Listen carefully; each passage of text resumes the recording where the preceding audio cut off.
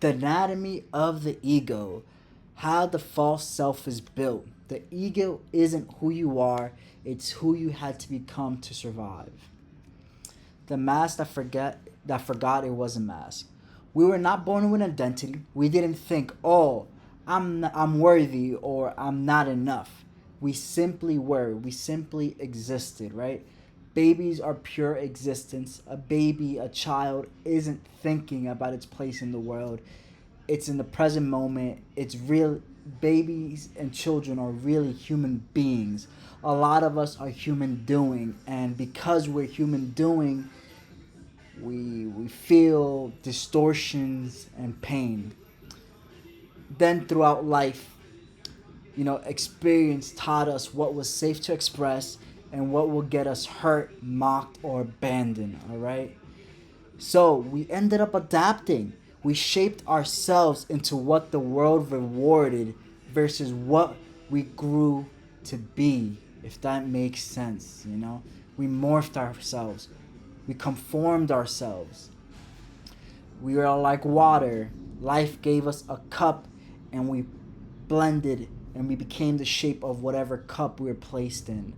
And as for the cup we were given, it was given to us. We had no choice in the matter, right?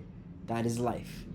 And every time we conformed and morphed ourselves, the false self grew stronger until eventually it spoke louder than us. Our real self, our root, our soul, okay? That voice in our head is a survival script. It is not the truth. All right? So here's a rewire crew. Every time, this is just a rewire cue, right? Sit down, ask yourself, who taught me to be me? What makes me me? Why is me the way I am? Right? Next, the ego's tools. So the ego's tools are control, division, and noise. The ego doesn't trust the present moment.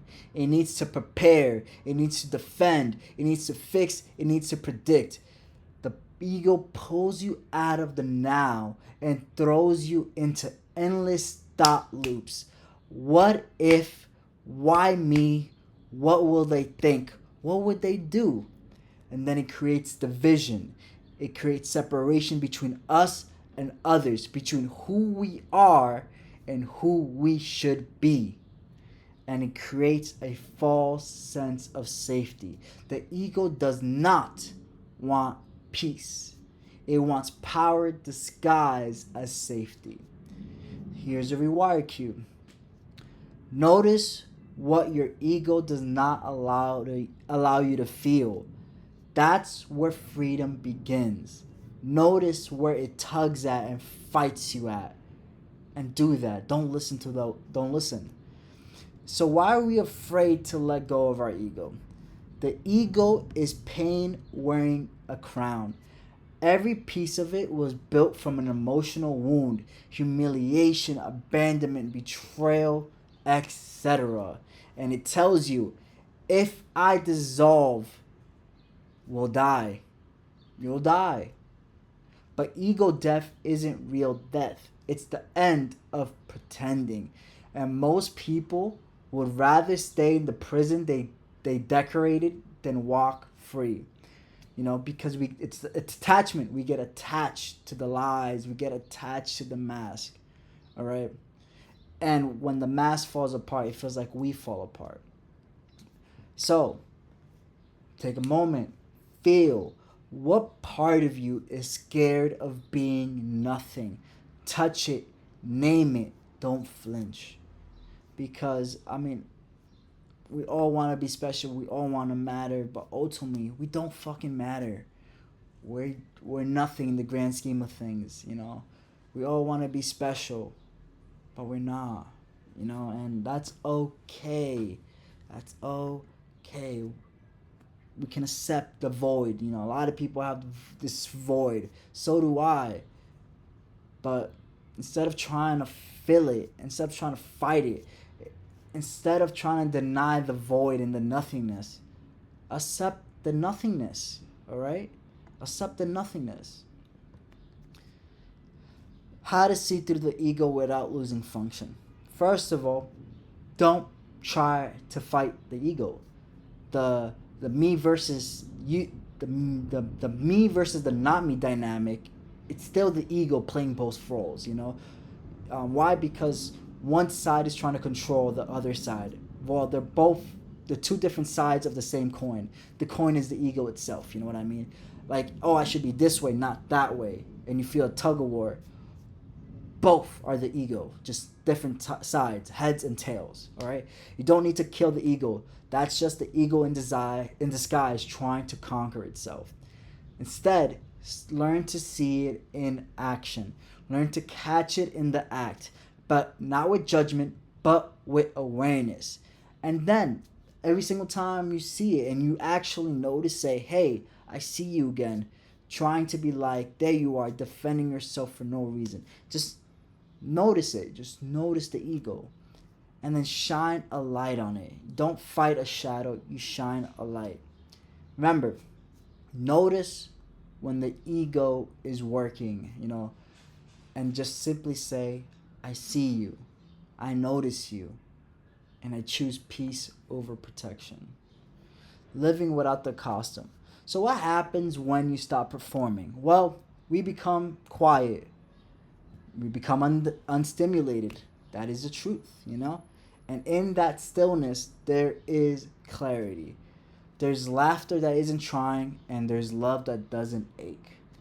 Function still happens, but now it's flowing, not forcing. You speak not to impress, but you act. You speak but not to impress, and you act but not to prove. You rest and feel no guilt. This isn't death, this is what it feels like to be alive again. And now, take a moment, close your eyes, and ask yourself, who am I when I don't need to be anyone? Last but not least, the real you was never missing. The ego, all in all, was just a bridge, not home. The ego isn't evil, it's a bridge, but we were never meant to live on that bridge. We have beyond labels. You're not a label, you're not a wound, you're not even a personality. We're the space behind it all. We're a presence so still, we're a presence so still it can hold every storm without breaking. So the next time you feel lost, remember, the seeker is already the found. Let go of the question and let silence be the answer. Because a lot of people ask how, a lot of people search, a lot of people are aware of this void. Embrace the void. Let go of the questions. Let the silence answer. Let go of the fear of the unknown. Let go of the fear of the silence. That which we look for and search for is already found. It's just hidden in silence. That nowadays we're so used to being stimulated. It's even scarier than ever. People in the past were looking for the answers such as this, and back then it was easier. Nowadays it's very easy to be distracted and honestly completely avoid the void and the silence. But that is all getting back into this 3-week gap, but we are back. Take care, everyone. May everything work out in your favor.